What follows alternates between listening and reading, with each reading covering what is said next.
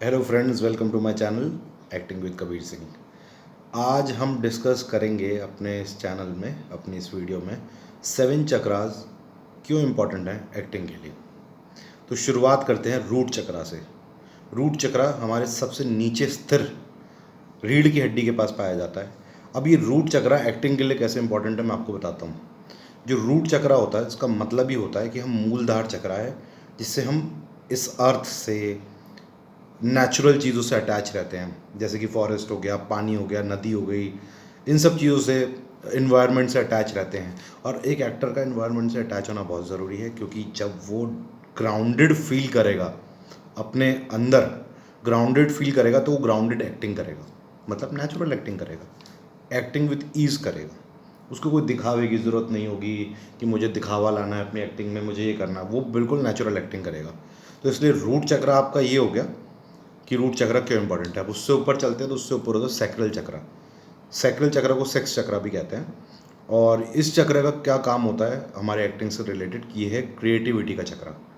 अगर हमारी senses, creativity नहीं है हमारे अंदर, तो कहीं ना कहीं उसमें सैक्रल चक्र जिम्मेदार है।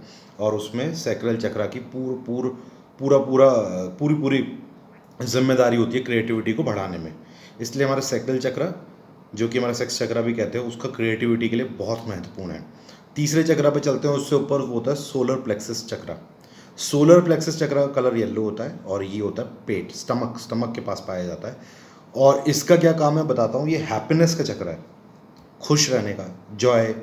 और एक एक्टर के लिए ये चक्र इसलिए भी इम्पॉर्टेंट है क्योंकि अगर एक एक्टर का पेट से भी रिलेटेड जितनी भी चीज़ें होती हैं, इंडाइजेशन, ये सब सोलर प्लेक्सस चक्र से रिलेटेड होती हैं।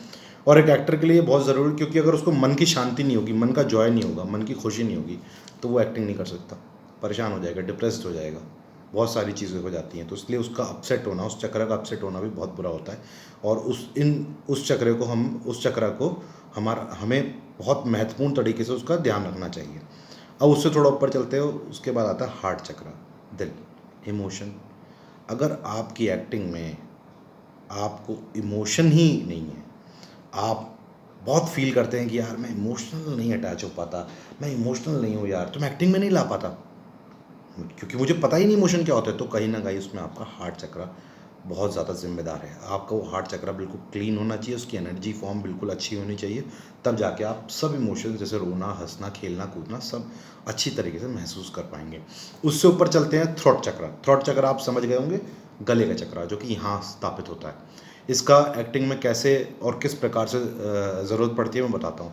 एक्सप्रेस करने के लिए, और एक्टिंग में आपको पता है कि एक्सप्रेस करना कितना ज़रूरी है। अगर हमारा यही चक्र अगर हमारा पीड़ित है, या ये चक्र हमारा ख़राब है, उसकी एनर्जी फॉर्म अच्छी नहीं है, या उसमें बैड एनर्जी है, तो वो फिर हम नहीं कर पाते हैं, वो अच्छी तरीके से एक्सप्रेस नहीं कर पाते हैं। लाइक आवाज़ में दम नहीं होता है, बेस नहीं होता है आवाज़ में, तो वो ये थ्रॉट चक्र पूरा डिपेंडेंट है। और एक एक्टर के लिए उसकी आवाज़ का बहुत महत्वपूर्ण रोल होता है, इसलिए ये चक्र एक्टिंग के लिए बहुत ज़रूरी है। अब उससे ऊपर चलते हैं तो हमारा यहाँ पर होता है अजना चक्र, जिसे हम कहते हैं थर्ड आई। अब थर्ड आई का मैंने अपनी प्रीवियस वीडियो में भी डिस्कस किया था कि थर्ड आई का काम क्या होता है। थर्ड आई का काम होता है हमें इमेजिनेशन उसको अच्छा करना, हमारी ऑब्जर्वेशन पावर को अच्छा करना। अगर थर्ड आई में ही प्रॉब्लम होगी तो हम एक्टिंग अच्छी नहीं कर सकते। थर्ड आई पूरी तरह से, ये किसी भी चक्र का आप बिना गुरु के इसे एक्टिव नहीं कर सकते। किसी भी चक्र को, अगर आप किसी भी चक्र को एक्टिव करते हैं तो आपको बहुत प्रॉब्लम होगी बिना गुरु के। अगर आप प्रॉपर गुरु से मेडिटेशन लेते हैं और एक्टिव करते हैं अपने सारे चक्रास, तब तो ठीक है, लेकिन आप इसको साफ़ सुथरा रखना होता है, और उसके बहुत सारे तरीके होते हैं। अपने अगली वीडियो में मैं बताऊंगा कि इन सारे चक्रों को हम अपना साफ कैसे रख सकते हैं, ताकि हम एक अच्छी एक्टिंग करें, एक बेहतर कलाकार रहें। तो थर्ड आई का इमेजिनेशन होता है, इमेजिनेशन से फॉर्म होता है, तो जो कि सबसे ज़रूरी है। इसलिए थर्ड आई अजना चक्र सबसे ज़रूरी है हमारे लिए, जो कि मेडिटेशन का सबसे बेसिक पॉइंट है और एक्टिंग का भी सबसे बेसिक पॉइंट है।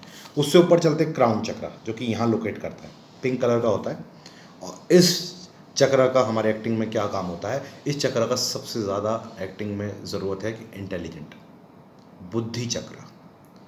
आपका दिमाग बहुत तेज़ होना चाहिए, एक एक्टर का दिमाग बहुत तेज़ होना चाहिए, क्योंकि एक्टर का दिमाग ही होता है जो सारा खेल खेलता है। ये एक्टिंग आप सोचते होंगे कि ये करके चला गया, अरे यार क्या एक्टिंग करके गया यार, वो सब यहाँ का खेल था। क्राउन चक्र का। उसका क्राउन चक्र बहुत अच्छी हेल्थ में, बहुत अच्छी हालत में, और अच्छे से उसने अपनी एनर्जी को बहुत अच्छे फॉर्म से किया है। जब ये चक्र अच्छा रहता है तब एक एक्टर का दिमाग चलता है, एकदम फास्ट चलता है और अच्छा चलता है, हर चीज़ को ऑब्जर्व करता है, हर चीज़ को बेहतर तरीके से देख पाता है, बेहतर तरीके से समझ पाता है। इसलिए इसके लिए भी एक्सरसाइजेज होती हैं क्राउन चक्र को एक्टिव करने के लिए, अच्छे करने के लिए, और इसकी एनर्जी को साफ़ करने के लिए। तो ये सारे चक्रास का मैंने आज आपको बताया, छोटे फॉर्म में बताया, पूरा डिस्क्रिप्शन नहीं दिया प्रॉपर, लेकिन मैंने आपको छोटा छोटा थोड़ा थोड़ा इसका आइडिया आपको दिया कि क्यों एक्टिंग में ये सातों चक्र हमारे ज़रूरी हैं। और इन सातों चक्रों का हमारा साफ़ सुथरा होना, अच्छी एनर्जी होना इन पर बहुत ज़रूरी है अगर एक अच्छा एक्टर बनना है। बाकी तो एक्टर तो बहुत है, बहुत भीड़ है, जमा बन जाइए हिस्सा। लेकिन अगर ये आपके सातों चक्र एकदम साफ सुथरे रहेंगे, अच्छे फॉर्म में रहेंगे, एक्टिव नहीं कह रहा हूँ मैं, बार बार ध्यान रखिएगा, एक्टिव होना बहुत खतरनाक हो सकता है। एक्टिव अगर आपको करना है तो वो किसी गुरु के उसी में होगा, गुरु की साधना में ही होगा। गुरु के साथ आपको बैठ के साधना करनी पड़ेगी, आपको गुरु ही आपको एक्टिव करके देंगे ताकि आप उसके दुष्परिणाम से बच सकें। अगर एक्टिवेट हो जाता तो उससे खुशी की कोई बात ही नहीं है, ये सारे चक्र, लेकिन ये हो नहीं पाते हैं। और एक्टर्स में ज़्यादातर जो क्रिएटिव फील्ड में होते हैं उनके कुछ ना कुछ चक्रास एक्टिव रहते हैं, ऑटोमेटिकली एक्टिव रहते हैं। वो प्रैक्टिस जो करते हैं, ट्रेनिंग लेते हैं, उससे एक्टिव हो जाते हैं, उनको पता भी नहीं चलता कब एक्टिव हो जाए। लेकिन बहुत प्रॉब्लम्स का सामना करना पड़ता है। मैं अपनी स्टोरी अगली वीडियो में या अगली से अगली वीडियो में शेयर करूँगा कि as a normal human being और नॉर्मल ह्यूमन बींग से एक एक्टर बनने में मेरी ट्रांसफॉर्मेशन क्या आई थी, मैंने किस किस चीज़ों को फेस किया इनिशियल लेवल पे, चक्रास लेवल पर, अपने चक्रास लेवल पर मैंने उसको क्या कैसे फेस किया, और फिर कैसे कैसे मैं उससे जूझा, और कैसे कैसे मैं उससे बाहर निकला, कैसे कैसे मैंने अपने चक्रास को समझने की कोशिश की कि ये एक्टिंग के लिए कितनी ज़रूरी है। Thank you.